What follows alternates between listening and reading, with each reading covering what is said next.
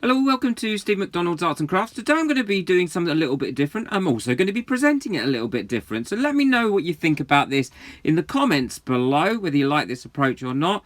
Enjoy this video.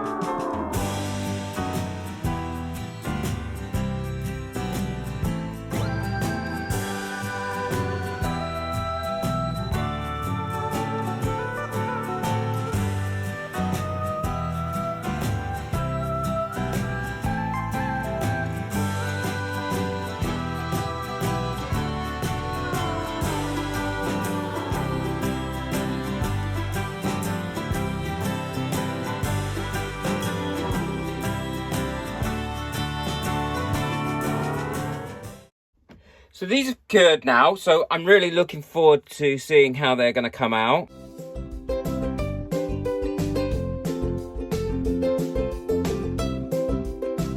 So I'm just going to take them off the pieces of paper where I got the magnets attached to.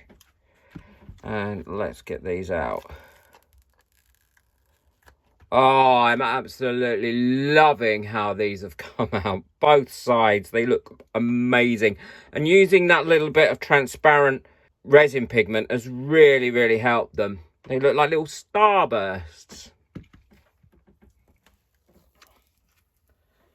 Oh, and the big one has also come out really well. I'm very pleased with that.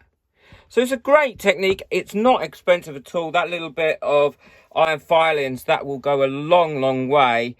And they're beautifully and smooth. And I think you could use quite a lot of different colours with them as well. I just think they're unique. They give a nice, unique look for a coaster. And I'm really pleased with how they've come out.